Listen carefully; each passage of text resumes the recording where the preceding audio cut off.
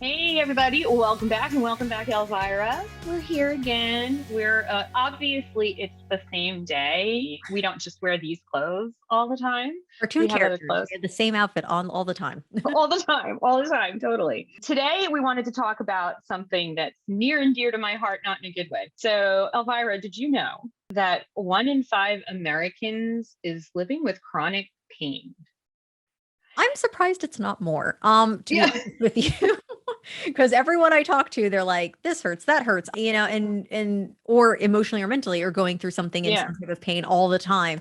I'm not surprised by that. I feel like that is something that whether it again, we can't judge someone's pain. We're not in their bodies, but everyone I feel like on some point in their lifetime have some form of Yeah. consistent pain, whether it's a migraine or pain due to like my mother has rheumatoid arthritis, so she's in Hmm. constant joint pain. So Yeah. that's her chronic, pain and illness. Hmm.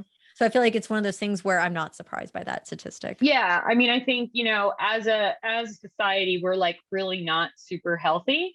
We have what they call the obesity epidemic, and like right there, just carrying like extra weight. And I'm not judging on like body size and optimal weight and BMI and all that stuff, trust me.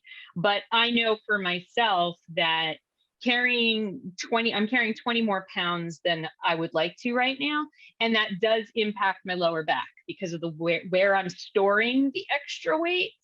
And so that adds to it. And then stress causes pain.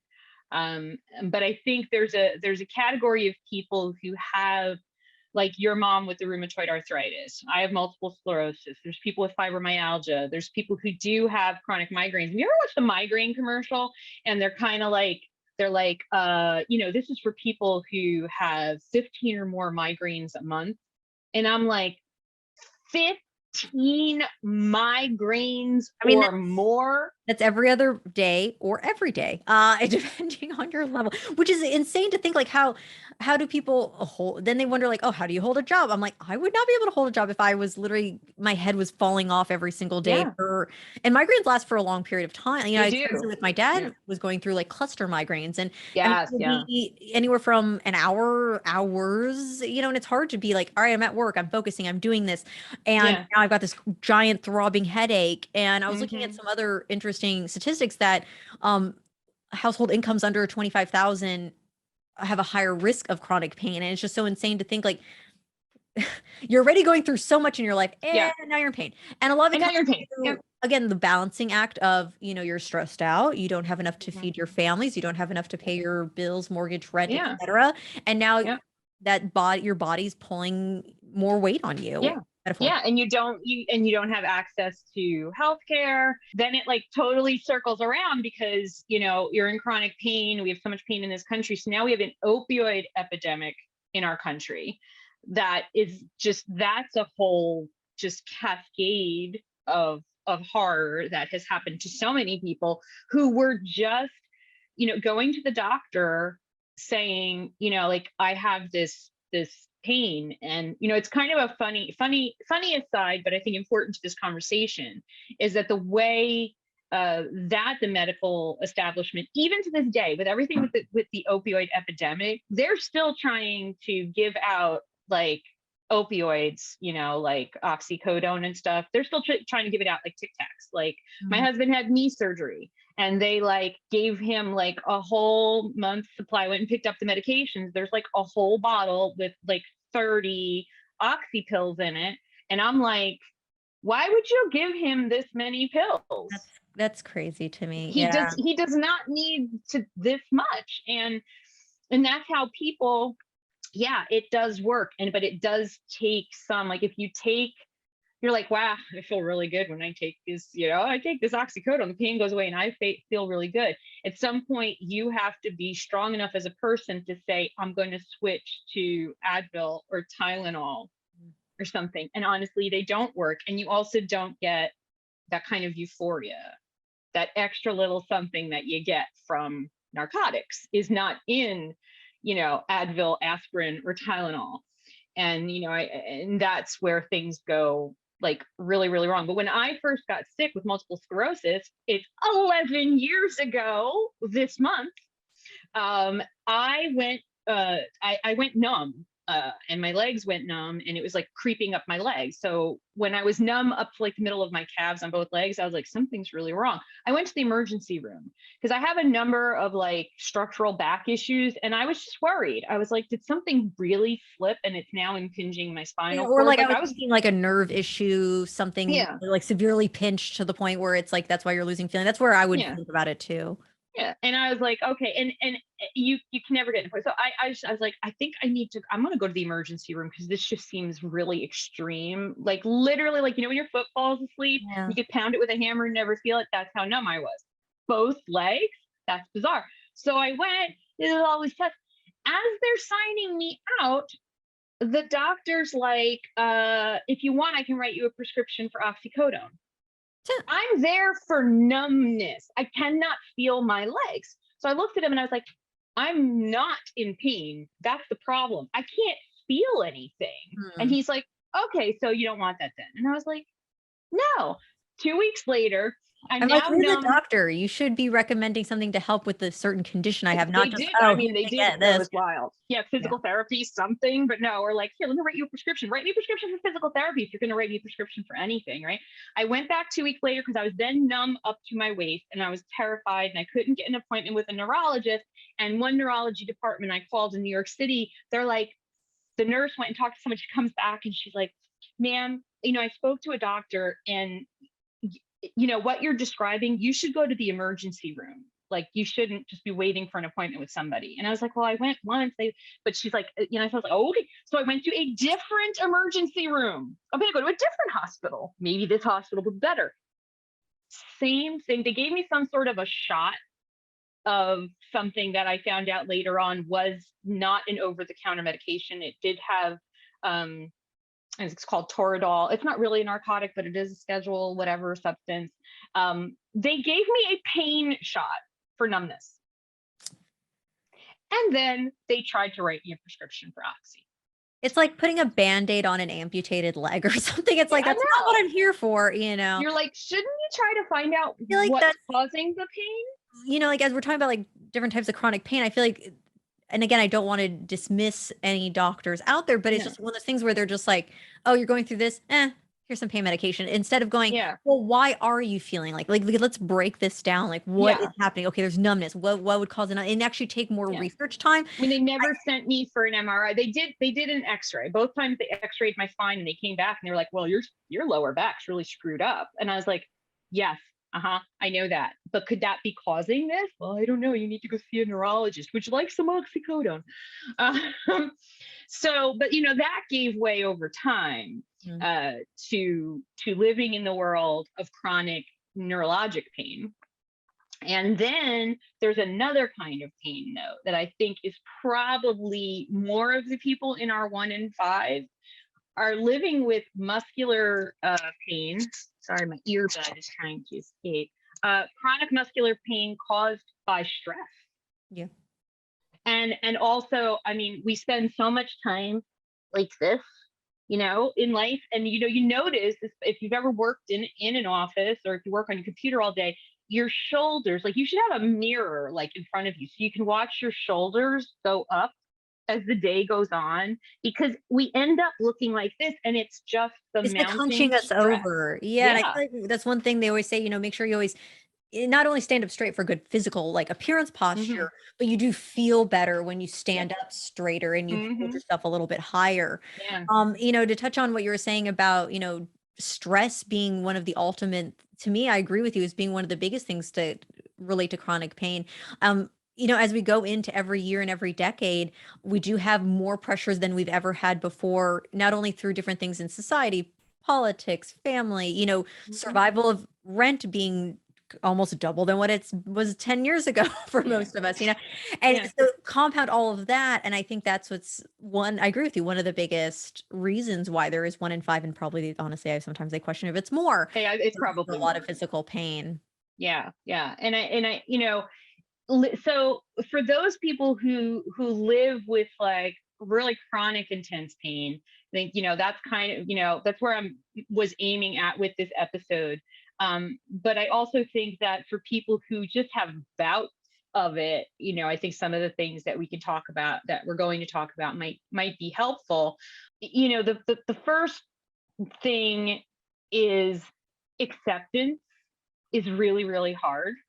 And I find that doctors do not, and I think they should recommend counseling and therapy, like talk therapy, for their patients who, like your mom with the rheumatoid arthritis, or there's a number of diseases and situations that cause chronic pain, even if it is a slipped disc, ruptured disc. Maybe you had a car accident. I know you went through a thing several years ago where you were in a bad car wreck, and for a long time your back was messed up. At any point in any of that, while you were going through that pain, did a doctor say to you, "I'd like you to go talk to someone"? It was, and again, I'm glad they focus a lot on the physical, I mean, because obviously I want to get better, and I am still not Yeah, to say I'll never be 100% physically where I was prior to the right. accident. But no, I think that is something that was really important because during that time I was very sad. I was Hmm. going through a very low point because not only did I lose my car was totaled and I loved Hmm. that car. Financially, I was like, what am I gonna do now? Because the accident was not my fault. I have no money. I'm waiting for this. Lawyers were getting involved. It was just like, overwhelming was, Yeah. so that compounded with the physical And you issues. couldn't It was do much. something that you loved and that you were very good at. It Yeah. impacted your ability to dance. Yeah, I had to stop dancing for a while, and then I went back, which ended up hurting me more because I obviously needed. But see, then it goes back to where we were talking about like income being a big part of this. Hmm. I had to work if I wanted money. Yep. So I worked through pain things. I mean, and I know it. Again, I don't like talking about like, it doesn't matter what you look like physically, but I put on weight, which was also a big thing for me at that point. It was only a Hmm. little bit, but I was like, because I wasn't dancing, I wasn't being physical, and that was affecting also my vision of what I looked like to myself. Yep. And Hmm. again, 5 pounds to one could be 100 pounds to another, and it was just Yeah. a lot. So yeah, I'm sad that a lot of doctors just don't even acknowledge or even at least present it as an option for not Yeah. only someone going through an accident, but someone just going in for any type of pain, physical, anything. Then I feel Yeah. like that needs to be on the checklist if there is a Yeah. I they have. mean, There needs to be like on the checklist. as somebody who, when you get diagnosed with something, especially if you've been told, okay, so here's what it is. All right. So now you have a diagnosis of something. And that something includes you're probably going to be in pain for every day for the rest of your life.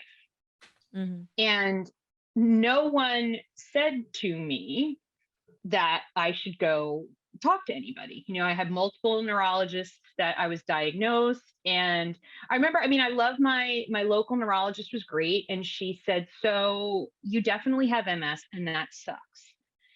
But now what we need to do is we need to figure out what we're going to do about it." And so I always cling to that moment where she said, like, "That sucks," because it was like one of the few times a doctor acknowledged to me Mhm. that what I had just been told and what I was about to go through for the rest of my life sucked. And but then it was like, okay, now let's figure out what we're going to do about it. And it wasn't until I ended up going to what's called an intensive outpatient psychiatric program, because I was one of the people.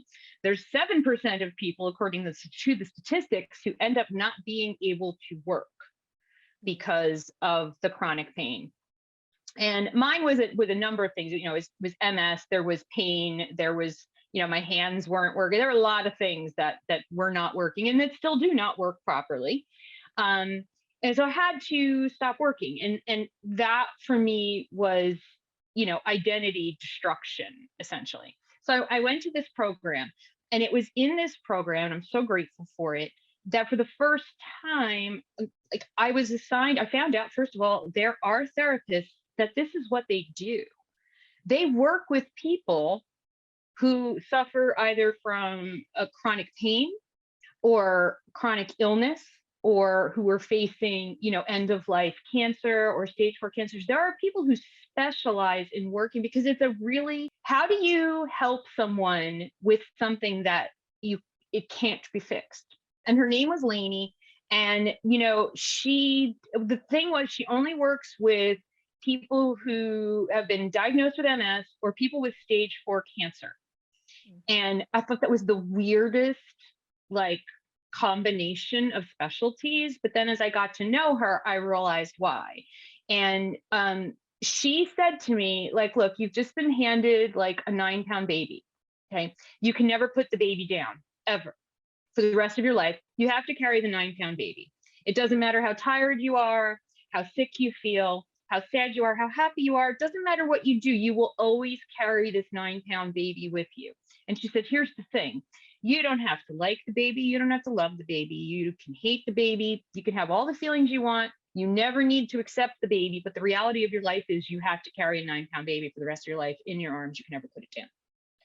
And at first I was just sitting there like, that's so depressing. I mean, I know I was crying, right? You're like, this is But why I have you, to get me not to be sad. I think, yeah, But I right. love But the the first I thing is, understand the metaphor though of carrying around this weight, being able to, you're still going to have to go do things even with that child yeah, on you at all times. I yeah. mean, what did she recommend then from that point? Did she say like, I'm going to help you get to a place where you can? So she never, so that was the thing. And I think this is really like, you don't ever have to accept a diagnosis or pain. Like, you don't have to get to a place really where you're at peace with this. If you have chronic pain, you don't have to get to a point where you're like, I'm at peace with the fact that I'm constantly in pain. We do need to figure out how to live like that, though. And that's what her message was.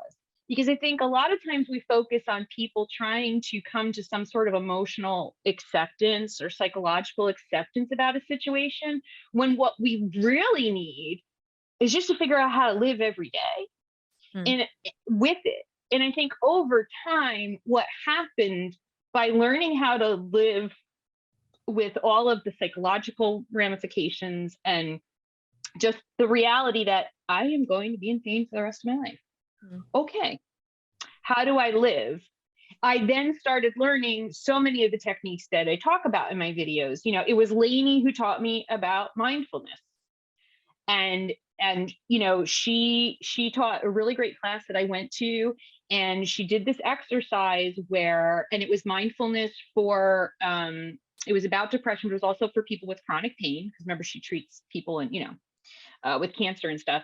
And it was being mindful of the pain, really honing in on it, which seems like so counterintuitive to what you would think you would, right? Like, shouldn't you try to distract yourself from the pain? But actually, by focusing on it, visualizing it, she had us do things like find the edges of the pain. And everybody had pain in different places. And she's like, okay, if you have a multiple, find one place, visualize, like, where does it start? Where is it the most intense? Where are the edges of it? Like, just really exploring the pain, which seems like such a strange thing to make someone do. But if it's something that is in your body and is always going to be there, right? How do you deal with that? And so this visualization that she had us do, she even had us doing things like, okay, now you have found the borders. Now visualize stretching out the pain. Can you move it? Can you change the color? What can you do with it? So we would do these exercises. There was a nice man in the class named Tony that I always sat next to. He'd been in a car accident, very similar to your situation, but he had rods and stuff all in his back. There was no way this man was not ever going to be in chronic pain. And he had an opioid addiction, and he was trying to live in chronic pain without taking pain medicine.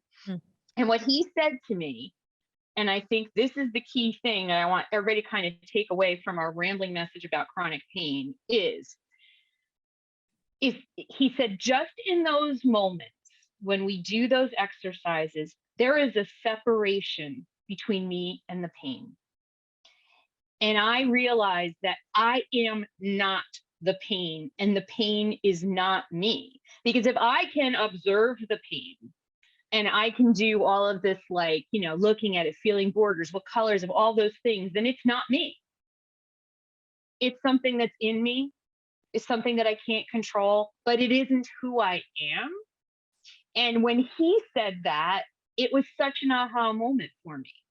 It was when I realized that I am so much more, and not even more. I am not MS. I am not chronic neurological pain. I am not any of those things. Also, by the way, I am not depression. I am not anxiety. I am not my childhood trauma. you are separate from that. And that when you kind of try some different exercises, and I think in the show notes we can put some some meditations and some instructions, to point people to some of those tools that you can use to just separate yourself from the pain. Because if you're going to have to live with it forever, you need to find this place where you realize it's not you. Yeah, I think It that's isn't one of the everything biggest you things are. is everyone lets not willingly, because sometimes you're in so much pain, the pain overtakes you and you Yeah. feel like it's almost like this like, parasite on your back that is just Hmm. consuming you. So being able Yeah. to visualize it as something separate and it's not like you said, you're not the pain and the pain isn't you, I think is one of the best statements just because there is that separation. You can visualize it. I think those practices are real. I do that with a lot of more, not the pain parts Mm. that I have, but more of like mental things where I'm like, okay, this energy is not positive. I need to put this little Yep. ball of energy somewhere else, or, Hmm. so visualizing the ball of energy. So I do it in different ways. So I think Yeah. visualizing different things like that can help with physical pain, mental health, and so much more. So I feel like that's a Absolutely. great takeaway from that is just that you are not your pain. I mean, No. it's just, you just can't, it's not you. Nope. It's a separate thing. It's not you. And you can have moments of freedom. They don't last forever. That's the problem because we can't spend every moment of our lives going, oh, unfortunately, we do have to exist and function. I have to carry the 9-pound baby, the rest of the day when I'm not I'm separate from my pain. But just, I think the psychological comfort, and if you keep doing it, and if you keep going back to that moment where you realize it's not you, I think it can give you a little tiny bit of peace. And that's all what it's about here. When you're living with chronic pain, it's finding little building blocks to put your life together despite this other stuff that's going on. I agree. Said. Yeah. So yeah, we're going to put a lot of resources down below, so that you guys can try some of these things. I've toyed with the idea of like recording different like meditations that I do that I've made up. And I might do that and, maybe put those on SoundCloud or something for you guys. I have to figure out how to do that. But Yeah, I feel like they're, especially if any of your listeners are, going through something similar that what you're having, whether it's MS or something similar, that they might be able to put some of your practices into their functioning and own practices to maybe feel a little bit better because it's all about getting better together, right? that's what it is. It's Always all about good. us getting better together. Excellent segue there, by the way. So thank you so much, everybody, for being with us. Thank you, Elvira. I love talking to you. This is fun. I felt We like I could do took, this all no, day. I love the separation thing. I feel like that's something even, I think that's one thing too, people can listen to our rants now because I'm here. So our rants, Yeah. and listening to you rant, and it's like if you take something small from any conversation that'll help you better, even just a little bit, Yep. 5 minutes from now, today, even tomorrow when it sinks in, and you're like, you know what, that is actually a really good point. I feel like it's totally worth it. So that's one thing I'm definitely taking away from this is that I am not pain and pain is not me. Hmm. Amen to that. Amen to that. So, everybody, we thank you so much for watching and listening. And we will see you together, maybe together. Maybe we'll have another guest. We're just figuring it out, just like everybody else. But we do appreciate your support so much. And we love you guys. And we'll see you again real soon. Bye.